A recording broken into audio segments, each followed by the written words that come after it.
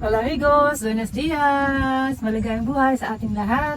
Ngayon, nasa harapan po tayo ng stinging nettle. Gaya ng sinabi ko sa inyo, yung mga natutunan ko sa foraging ay ibabahagi ko sa inyo. So, umpisahan natin ngayon sa halaman na ito na tinatawag nating stinging nettle.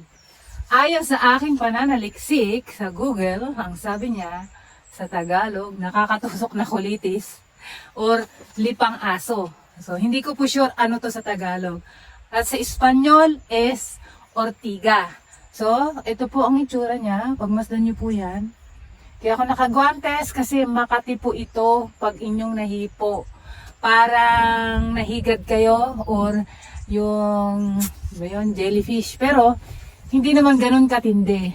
Tolerable naman. Kaya lang, masakit pa rin na makati. So, kailangan magwantes. Ayan, pagka na-encounter niyo yan, kasi sa Pilipinas, tumutubo din po ito sa Europe, sa iba't ibang ano ng Asia, tumutubo din po ito. Pag nakakita kayo ng ganito, nako, huwag na huwag nyong papatayin. Dapat ito padamihin kasi ito napakaraming benefits. Hindi lang medicinal, pwede rin po itong kainin. Kasi meron po akong book sa libro. Pwedeng kainin ito, iluto. Basta yung wala pa, hindi pa siya namumulaklak. Kasi pagka may bulaklak na, parang matapang siya. Irritate daw sa tiyan. Pero pag wala pang bulaklak, ganito ng mga bata pa, kasing lasa daw siya ng spinach. Iluluto, pwede din daw na raw. Kung paano kainin ng raw, i-google nyo na lang amigos. Kasi mahirap na, baka ako sisihin nyo. Anyway, ito mag-harvest tayo ngayon. Dahil ito pong stinging nettle, pinang-aaraw-araw din po namin ni Don Pedro na as our tea.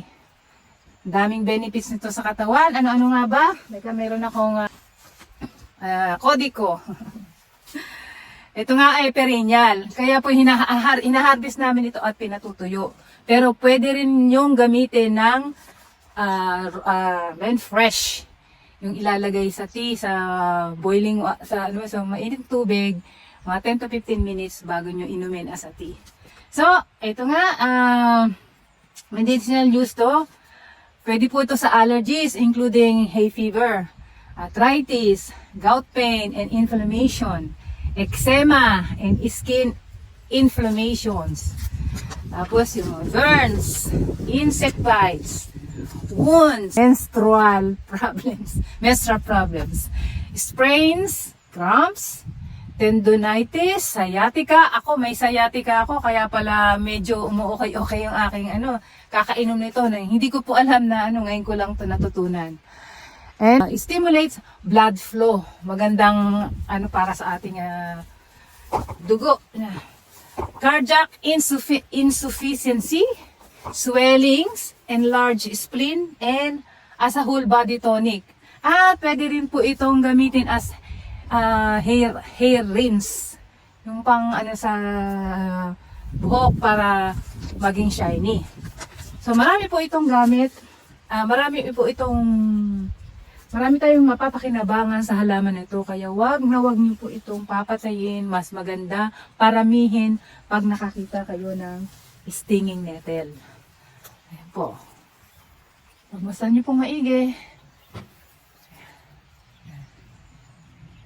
At ang mga sinabi ko sa inyo kung paano ito i-take, kasi pwedeng tea, pwede rin tincture. Next time, gagawa po tayo ng tincture. Ngayon, gagawa tayo ng tea para sample. So amigos, let's harvest stinging nettle.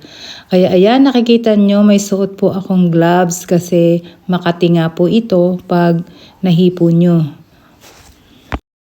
At dahil nga merong winter dito, hinaharvest po namin ito bago sila mag-hibernate. At nilalagay namin sa food dehydrator. Kasi para madry siya at mas tumagal hanggang sa tumubo uli sila sa spring. Pero amigos, pinapaalala ko sa inyo, pwede rin siyang raw or fresh gamitin kung gagawa kayo ng tea. You put it on top. Yeah. You have to twist it. That's it. Yeah. Yeah. That's it. Okay. And then put them through Then, time. Just keep stacking it up. Okay. Thank you. First time kong gumamit to amigos, kaya nagpaturo ako kay Don Pedro kasi madalas siya ang gumagawa nito. And amigos, pag napuno na ang dehydrator, just turn it on and leave it mga 5 to 8 hours. Yan po ang finished products amigos. Maglalagay lang tayo sa teapot ng konti. At syempre, lagyan ng mainit na tubig. At leave it mga 5 to 10 minutes. And ready na po natin siyang inumin. Actually, mga 2 to 3 times po kami nag-tea sa maghapon. At masarap naman po siya. At higit sa lahat, maganda ang benefit sa ating katawan. Ito po amigos, ang aming mga tea. Yan ang singing nettle, chia at lemongrass. Hindi na po kami bumibili sa supermarket. Maraming salamat amigos sa inyong panonood. Lalong-lalo na sa aking mga followers na palaging sumusuporta at nagtsatsaga na manood ng aking palabas. At yung mga non-followers. At sa susunod po, gagawa tayo ng tincture.